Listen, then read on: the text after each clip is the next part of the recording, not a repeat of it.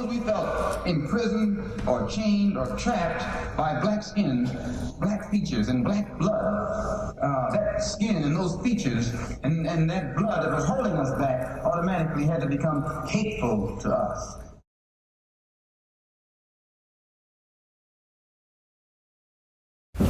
Just remember that the light at the end of every tunnel is not always bright.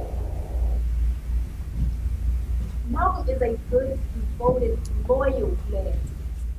He has a loyalty I haven't seen in years in the nation. All I'm saying is, don't let the position that you hold today have an effect on you and your family, because in all honesty, it will.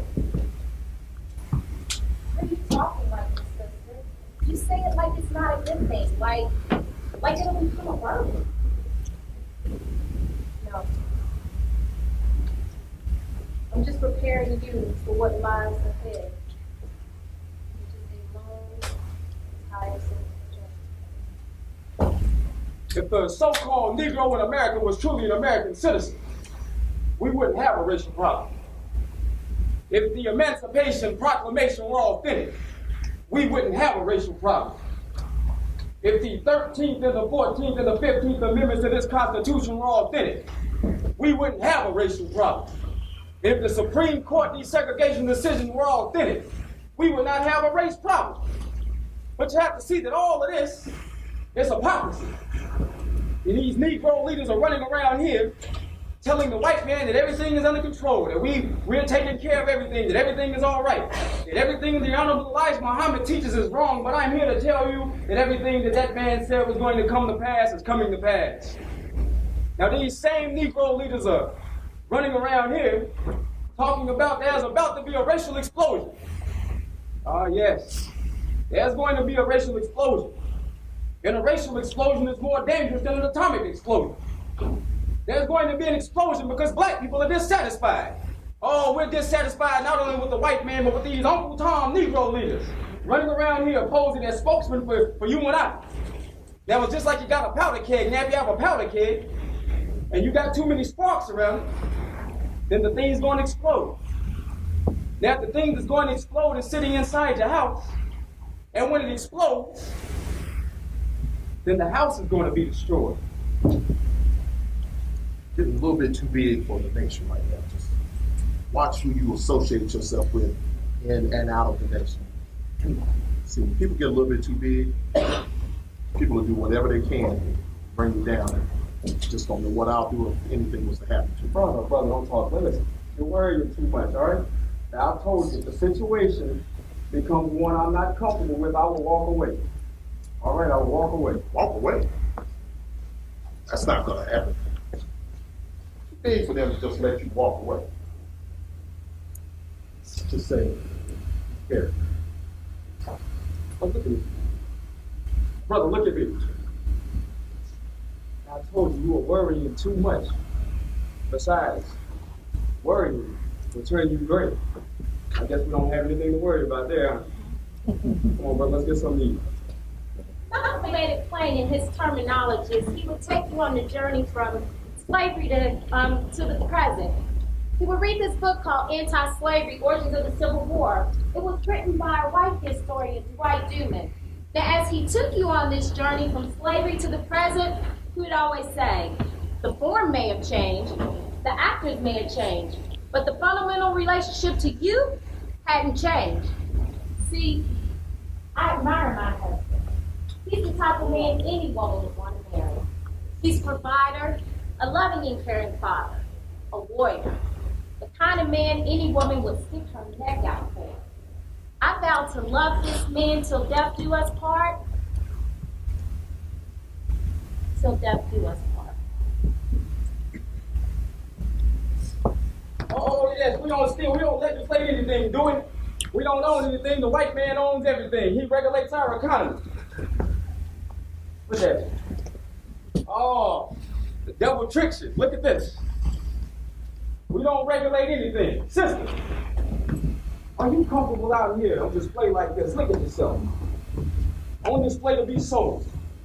Are you out here? Are you comfortable being as maid, as plaything? You don't care nothing about this. Look at this. Look at Sister, you're a beautiful black woman. You're the mother of our race. You're the provider of our children. Sister, listen. Don't sell yourself short by becoming a modern-day slave. You understand what I'm saying?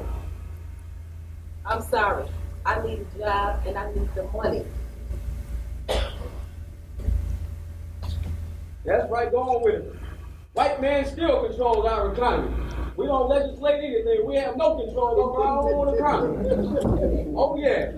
And when we out here on display selling ourselves, we're no better off than when we were slaves. Come on down here to the mosque, sister. I'll be down there every day, sister. Come on down to the mosque, hear the word of Allah, sister. Come on down here to the mosque. Come on down here and preach the word of Allah. Come on down to the mosque.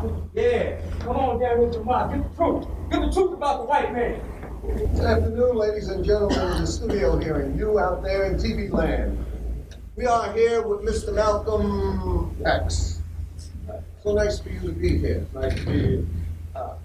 I'm going to start off when we were talking backstage before the show started. The Democratic Party says... Well, you have to understand, I'm going to quote W. Du Bois saying that a democracy that does not going to work for black people because a system that doesn't allow us to participate in it cannot function for us. So you're saying the system doesn't work for the people? No, I'm saying that the system doesn't work for the millions of ex-slaves here in America. That's what I'm saying. The black man in America is faced with an experience. He goes off and fights for this country, goes and dies in wars for this country. The same country that denies his right to vote for economic hardship. They don't provide him with any money for that, and then he can't legislate for himself. It's poor housing. That's what the country does for our brothers and sisters that go and fight abroad, and this country is still doing. They failed the Negroes. Mr. King said your brand of dealing with whites is not accepted by him. Well, let me read you your quote. You said, whenever you are in the civil rights struggle, whether you know it or not, you are confining yourself to the jurisdiction of Uncle Sam. Civil rights means you're asking Uncle Sam to treat you right. Well, how can we ask a man for freedom? How do we ask anybody for justice or equality? When the only love or justice or freedom that we get in this country from the white man is when he beats and aims us. We don't ask for it. We go and fight for it. We go and take it. You know, how can you beat anybody with the capacity to love? Turn the other cheek. Oh, no, you go and fight for it by any means necessary, brother. Okay. What are your thoughts on the Reverend Dr. Martin King? I respect Dr. Martin Luther. I had a chance to meet and speak with him, and I told him I appreciate everything he's doing for our people. Did you ever offer to help him? Between Brother Martin and myself. Yes. Did the two of you share any qualities? Oh, absolutely. We're probably very feared and hated by the white man. We want to live to see long lives, I can tell you that.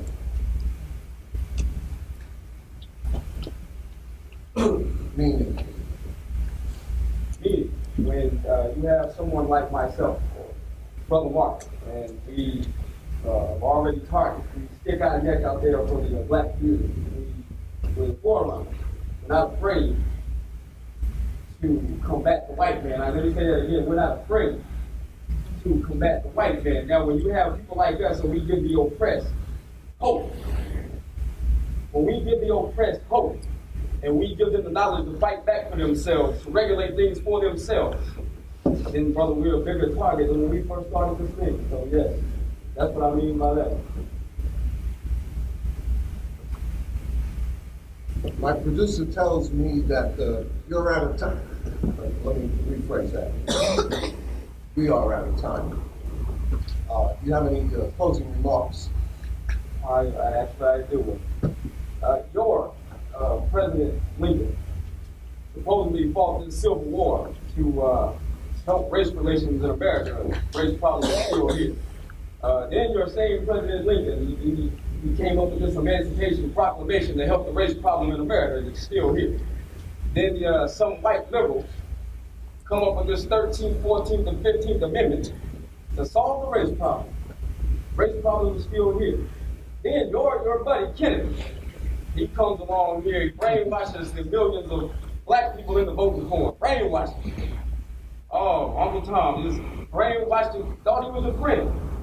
Got you to vote for him. 3 years later, that race problem is still here.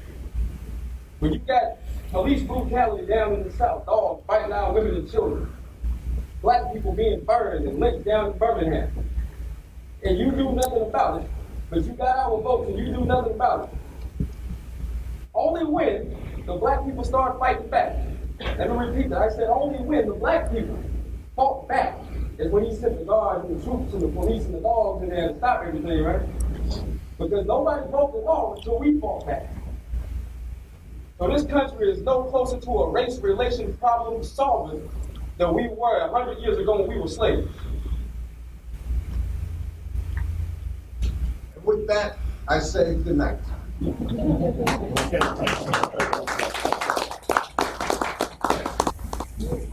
are you? You and the girls? You look tired. I'm okay.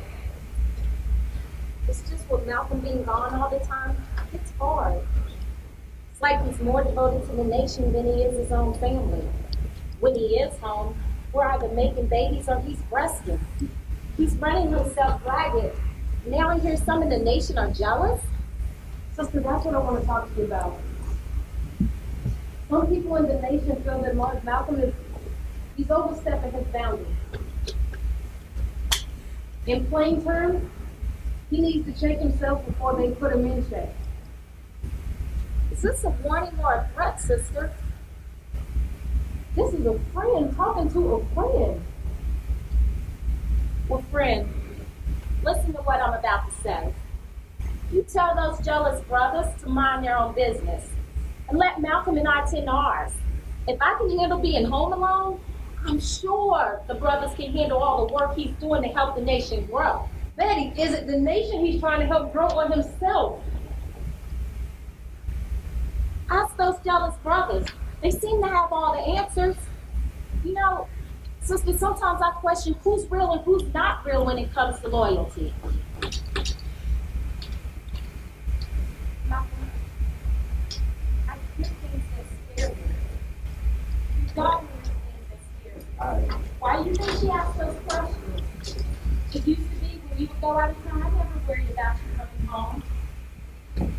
Now I get concerned when you're gone. I'm going to get a call saying that, listen, I'm concerned, Malcolm, and I'm going to get a call saying that you've been murdered by the cops. Could I be left alone to raise these girls by myself, Malcolm? Yeah. Come here. I've given you any reason at all for work. No. Right? We talked about this. All right, when I start worrying, you can start worrying. But I'm not worried. All right, when I have to walk around here with a gun in front of my girls, that's when you need to start worrying, all right? Okay, listen. I will protect them.